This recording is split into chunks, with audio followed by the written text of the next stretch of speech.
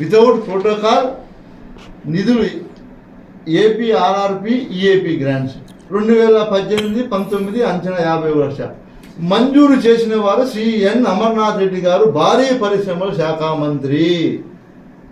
ఇట్లైనా board వేసుకుంటారా ఎవరైనా? మీరే చెప్పండి, ఎవరైనా ఇలాంటి బోర్డు వేసుకుంటారా? ఎక్కడైనా ఆనవాయితీ ఉందా? ఇదే నా చంద్రబాబు నాయుడు గారు నేర్పించింది. ఇది ఒక పక్కన పెడితే, ఇంకొకటి బోడుగుట్లపల్లి పంచాయతీలో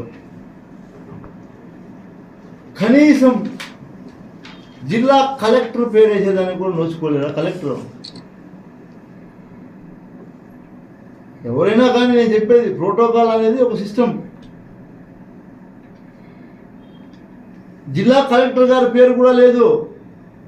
సర్పంచులు పదవి అయిపోయి ఎన్ని రోజులైంది? సర్పంచ్ హోదా తెగిపోయి ఎన్ని రోజులైంది? సర్పంచ్గా పెరిగేసి ఎన్ని రోజులైంది? 2వ తేదీకి సర్పంచులు పదవి విరమణ అయిపోయింది కదా. ఇది ఎన్నో తేదీ ఓపెన్ చేశారు? 9వ తేదీ ఓపెన్ చేశారు. ఈయన కింద ఏమని రాశారు? విశ్వనాథ్ సర్పంచ్ అని రాశారు. ఇది మీకు తగునా? ఇట్లాంటివేనా మీరు చేసేది? ప్రజలు ఇవన్నీ గమనిస్తారా అని అడుగుతున్నా నేను.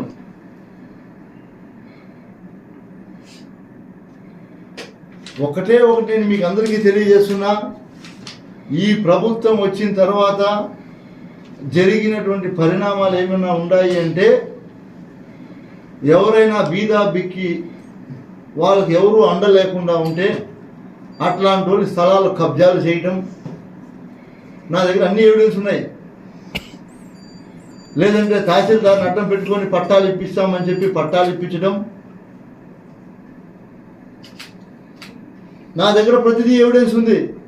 నేనేమి ఊరికే మాట్లాడట్లేదు, అన్నీ ఇస్తా. ఇది ఎంతవరకు కరెక్ట్ అని అడుగుతున్నా. మీరు అనుకుంటున్నారేమో ఇంత దౌర్భాగ్యం నిజంగా ఎక్కడా ఈ రాష్ట్రంలో నేను చూడలేదు. మద్దిరాళ్ళ మేము ఓపెన్ చేసినటువంటి రోడ్డు శిలాఫలకం ఏదైతే ఉండిందో దాన్ని పగలగొట్టి వీళ్ళ బోర్డు వేసుకున్నారు. మద్దిరాళ్ళ ఊళ్ళో పోతే మా శిలాఫలకాన్ని పగలగొట్టి మీరు గమనించవచ్చు. మద్దిరాల్లో మా శిలాఫలకాన్ని ఏ విధంగా పగలగొట్టారో మీరు చూడొచ్చు. మా శిలాఫలకాన్ని ఈ విధంగా పగలగొట్టి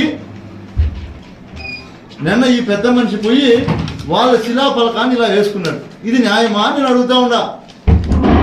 మా శిలాఫలకాన్ని నువ్వు ఇలా పగలగొట్టి ఇలా వేసుకోవడం న్యాయమా?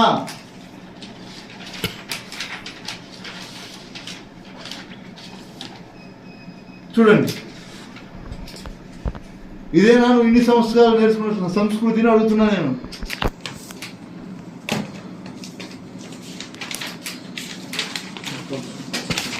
ఆ రోజే మేము కంప్లైంట్ చేయడం జరిగింది. ఎవరైతే తెలుగుదేశం నాయకులు కార్యకర్తలు మా శిలాఫలకాలు పగలగొట్టారో వారి పేర్లతో సహా కంప్లైంట్ ఇవ్వడం జరిగింది. పోలీస్ శాఖ వారు కంప్లైంట్ తీసుకొని కేసు కట్టకపోయినా మేము మా నాయకుడు చెప్పినటువంటి డిజిటల్ బుక్లో పెట్టాము. ఖచ్చితంగా మీకు రాబోయే రోజుల్లో కఠిన చర్యలు తప్పవు. మీరు ఎంత విర్రవీగారో ఉప్పు తిన్నమ్మా నీళ్లు తాగాలని ఒక సామెత ఉంది. అట్లా మీరు ఎంత విర్రవీగారో దానికి చెల్లించే రోజు దగ్గరలోనే ఉంది అని కూడా మీకు తెలియజేస్తా ఉన్నా. ఎందుకంటే మేము ఎన్నో అభివృద్ధి కార్యక్రమాలు చేసినా ఎక్కడా కూడా ఇలాంటి సంస్కృతిని మేము ప్రోత్సహించలేదు. మా శిలాఫలకాలు పగలు కొట్టేయటం అలా ఇలా చెప్పుకుంటే చాలా ఉన్నాయి, ఒకటని కాదు చాలా ఉన్నాయి. ఈరోజు వాళ్ళు చేస్తున్నటువంటి కార్యక్రమాలు అన్నీ అవే. నేను ఎగ్జాంపుల్కి మాత్రమే 2-3 చూపిస్తున్నా. మాకునపల్లి పంచాయతీలో ఉన్నాయి, నాయకనేరులో ఉన్నాయి, మన బైరుపల్లి పంచాయతీ అన్నీ. సుద్దులకుప్పంలో ఈరోజు మీరు పోయి చూస్తే మా శిలాఫలకం పాల్గొట్టేశారు. ఇవన్నీ కూడా మంచి పద్ధతులు అని అడుగుతా ఉన్నా. ఈ ప్రభుత్వం వచ్చిన తర్వాత మీరందరూ కూడా గమనించండి. నేను కూడా వీకోట జెడ్పీ హై స్కూల్లో చదువుకున్న వాడిని. వీకోట మండల ప్రజలారా మీరందరూ కూడా గమనించండి. అదేవిధంగా బైరెడ్డిపల్లి మండలంలో కూడా జరిగింది. జెడ్పీ హై స్కూళ్ళల్లో ఎవరైనా సరే బుద్ధి ఉన్నవాడు కోట్ల విలువ చేసే భూమిని కాంప్లెక్స్లు కట్టి, అంటే అంగిడి రూములు కట్టి వాళ్ళ కార్యకర్తలకు ఇచ్చుకునే కార్యక్రమం చేస్తాడా? నేను అడుగుతా ఉన్నా. చేయొచ్చా? అలాంటి పనులు చేయొచ్చా? భావితరాల భవిష్యత్తు ఆ పాఠశాల, ఆ భావితరాల భవిష్యత్తుని నాశనం చేయాలనుకోవడం మీ ఆలోచన కరెక్టా? నేను అడుగుతా ఉన్నా. ఆ రోజు నేను మీటింగ్లో చెప్పడం జరిగింది. వాళ్ళందరూ కూడా టెండర్లు పిలిచి వర్క్ గ్రౌండ్ చేయాలంటే మీరందరూ కూడా సోదరులు గమనించారు. నేను పలమనేరు మీటింగ్లో ప్రసంగించడం జరిగింది. ప్రసంగించిన తర్వాత కొంతమంది తోపులు తురుములు కూడా తగ్గేదే లేదు. ఈడ ఉండేది అమరన్న, ఆడ ఉండేది విద్యాశాఖ మంత్రి మా లోకేష్ అన్న, మేము కట్టేది అని కూడా మాట్లాడారు. ఆఖరికి హైకోర్టు మొట్టికాయలు వేస్తే,